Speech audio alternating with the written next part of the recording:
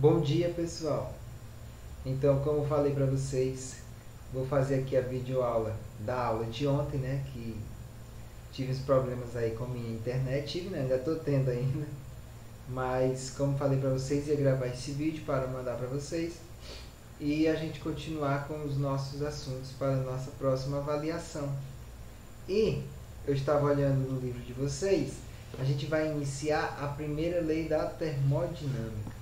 Então a gente vai iniciar um capítulo muito forte, muito pesado, por questão de não complexidade, né? Mas por questão de importância mesmo. Então é um capítulo muito importante mesmo. E eu decidi não terminar ele para a nossa próxima prova. Então a gente vai ver este capítulo até ali metade do capítulo, a parte de energia interna.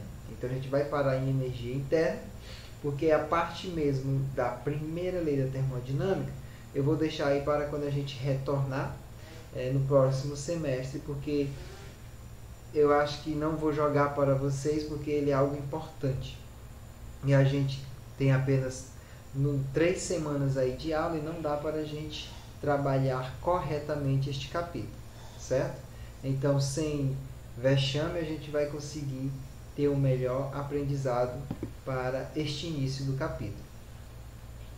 Então, vamos lá, vamos começar. Vai ser o capítulo 9, trabalho realizado pelos gases,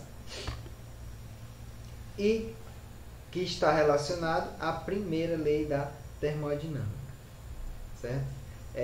Tudo hoje na física tem que passar pela lei da termodinâmica. Se alguma teoria física não está de acordo com o padrão da primeira lei da termodinâmica, então esta teoria já é descartada. Por quê? Porque esta primeira lei da termodinâmica, como eu disse para vocês, em física, ela é muito forte. É mais fácil você derrubar outras teorias do que derrubar esta teoria. Por quê? Porque ela é a parte da conservação da energia. Ela abrange o início, por exemplo, até o do nosso universo, porque ela trabalha com esta conservação de energia. Então vamos lá. E tem aquela perguntinha básica que eu sempre gosto de iniciar. O que é termodinâmica, né? Dinâmica a gente sabe que é a questão de movimento. Então algo que está se movimentando. Algo que está se movimentando devido à aplicação de uma força. E termo, a gente já sabe que vem de calor. Então, vamos supor que seja aplicação de uma força devido a este calor.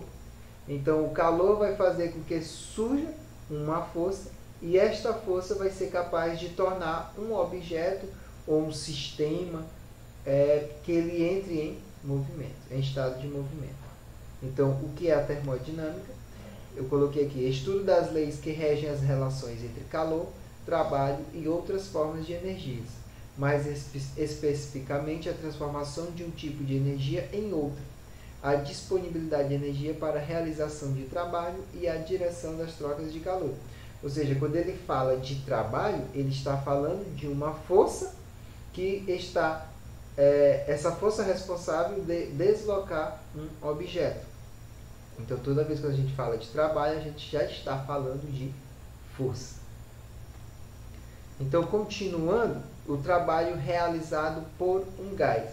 Então, o que a gente vai estudar? Como eu estou dizendo para vocês, que se ocorre trabalho, ocorre aplicação de força.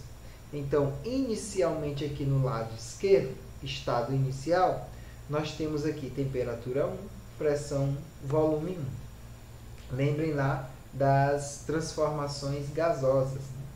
A gente tinha esses 3 parâmetros físicos. E o que é que aconteceu aqui? Ocorreu uma transformação, e a gente viu aqui que foi uma transformação isobárica. Por quê? Porque a pressão final vai ser a mesma da inicial, ou seja, a pressão constante. Então, uma transformação isobárica. E o que foi que aconteceu? Aconteceu que a temperatura foi duplicada, assim como também o seu volume. Então, a temperatura aumenta, consequentemente também aumenta o seu volume. E o que foi que se... Ah, professor, e o que foi... Qual foi a força aplicada aí? Está bem aqui. O que foi que aconteceu? Quando ele recebeu uma certa energia, o gás aqui dentro do meu sistema, ele expandiu. Quando ele expandiu, ele aplica uma força aqui no êmbolo. Então, esse êmbolo ele começa a se mover para cima devido a esta expansão do gás. Então, como o gás se expandiu, este gás ele aplicou uma força no êmbolo.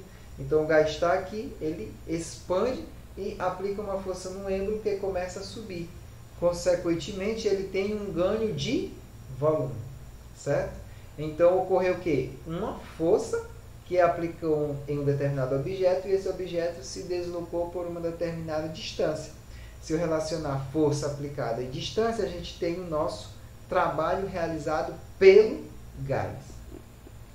Quando o gás empurra esse êmbolo, é o gás que está realizando o trabalho. Quando, por exemplo, é o contrário, a parte externa é que move este êmbolo, este trabalho é realizado sobre o gás, certo?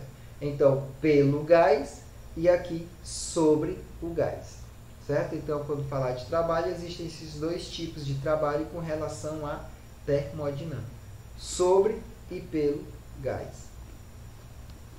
Então, continuando, e aí a gente começa a questão dos cálculos matemáticos, que se eu tenho inicialmente este volume inicial e este êmbolo se moveu por uma certa altura, devido à aplicação de uma força, eu posso relacionar o meu trabalho com este volume.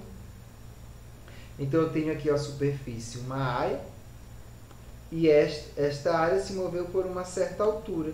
Se eu multiplicar a área pela altura, eu tenho o meu volume. Então, eu posso relacionar esta variação de volume e o trabalho realizado por um gás. Como é que a gente faz? A gente vai lá pela definição de pressão. Como é que a gente define uma pressão? A pressão ela é o quê? É a força que eu aplico em uma determinada área. Então, sabendo disso, e sabendo também, ainda não colocou, né? Mas a equação 2 é a mesma da equação 1. Eu apenas passei a área aqui multiplicando a pressão. Então, quem vai ser a força? É a pressão vezes a área.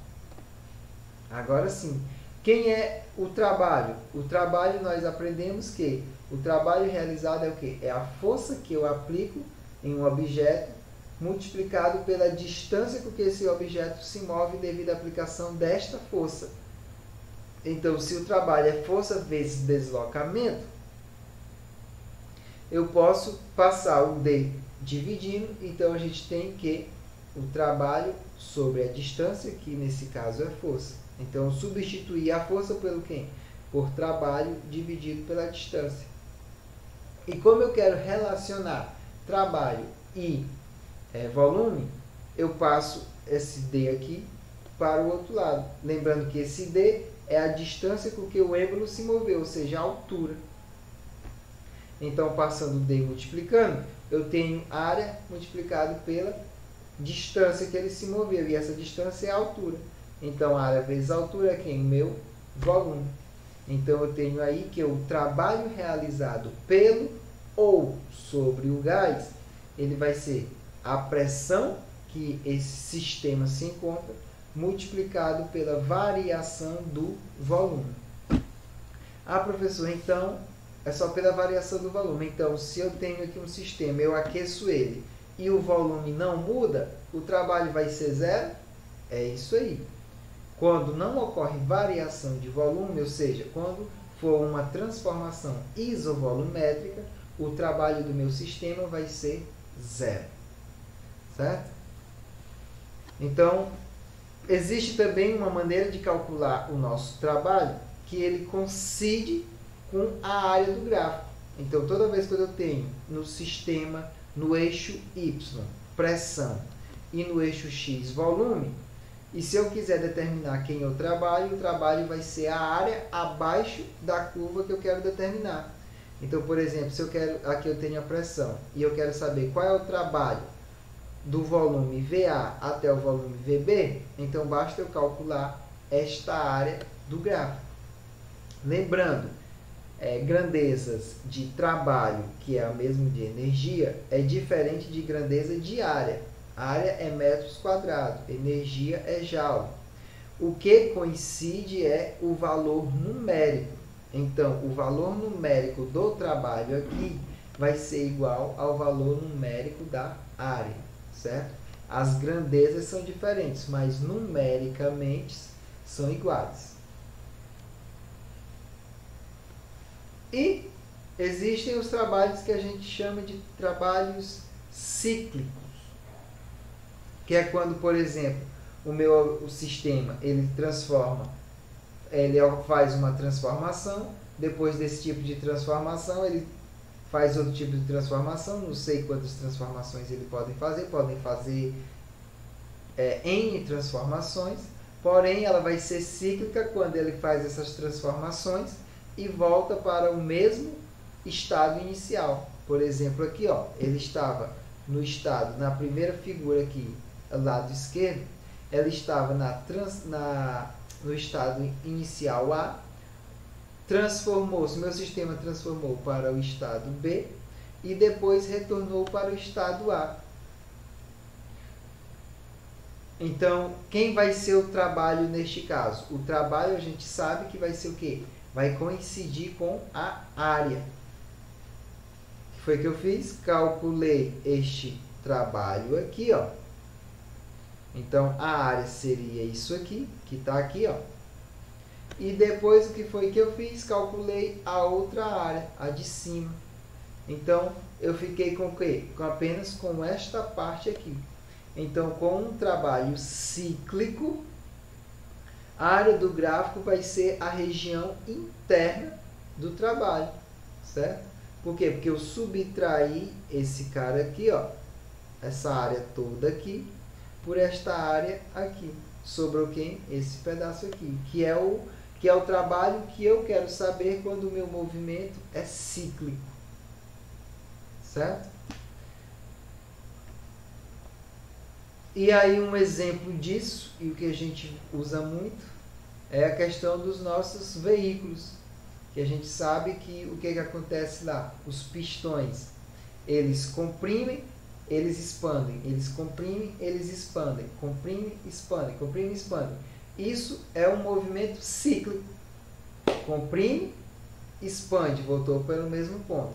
Comprime, expande, volta para o mesmo ponto. Então, é um movimento cíclico. Qual é o trabalho aqui? Vai ser um trabalho cíclico. O trabalho realizado por um gás cíclico. Então, é isso que acontece.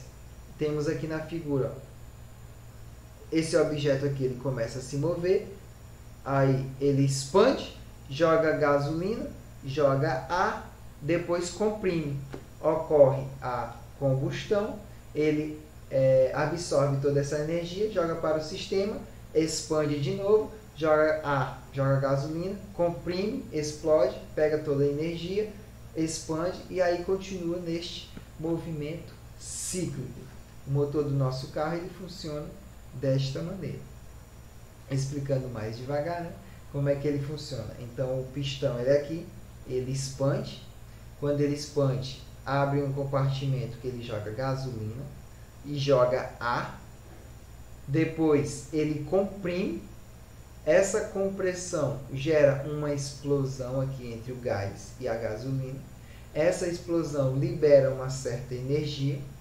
Esta energia entra por um compartimento que vai ser usado para mover o carro, transformar em trabalho. E aí ele volta para o inicial. Ele expande. Depois de expandir, joga de novo água. Água não. Joga gasolina e ar. E por aí tem esse movimento cíclico. E aí vai transformando, devido a esta combustão dessas duas substâncias, transformando e absorvendo as energias, certo? Então a parte de trabalho é esta, o trabalho realizado, e agora nós vamos ver a energia. Continuando aqui, agora a gente vai falar de energia interna. Então, trabalho a gente já comentou. quando ocorre esta variação de deslocamento de um êmbolo ou de qualquer material, vai ocorrer uma realização de trabalho. Como estamos voltados para a realização de trabalho em uma transformação gasosa, nós estamos interessados no trabalho realizado pelo gás ou sobre o gás. Então, isto é o teorema básico que a gente tem que colocar na nossa cabecinha. Então, a parte de energia interna, ela também acho que ainda se torna mais simples do que trabalho. Se eu tenho o meu sistema, quem vai ser o que é energia interna? Vai ser a energia do meu sistema, a energia que contempla as substâncias que contém dentro desta superfície. Então, o que é energia interna? É a soma de todas as energias cinéticas de um gás que se encontra em um certo sistema. Então, a energia interna é a soma de todas as energias de quem está aqui dentro, certo? Então, como é que a gente define ela? Eu não coloquei todo aquele processo para chegar nesta equação, porque como eu ia mostrar para vocês na aula pelo Zoom, mas não deu tempo, né? E uma aula aqui muito grande, gravada em vídeo, se torna às vezes até chato, né? Então, como é 20 minutos, 25 minutos, eu apenas coloquei o que a gente vai enfatizar mais, que é a equação da energia interna. Então, se eu tenho um sistema fechado, para calcular essa energia, eu preciso de quem? Do N. Quem é o N? O número de mols, é a quantidade de partículas. O R, a gente sabe que é a constante de Heisenberg, ela não muda, é 8,2 o valor dela. E o T é a temperatura. Então, a gente sabe que a energia interna de um sistema, ela depende da temperatura. Então, a energia aqui dentro, ela depende da temperatura. E essas grandezas multiplicadas, elas são multiplicadas por uma constante de 3,2. Então, esta equação 6 aqui é a que a gente vai usar para determinar a energia interna de um sistema. Também podemos usar outra equação para definir a variação de energia de um sistema.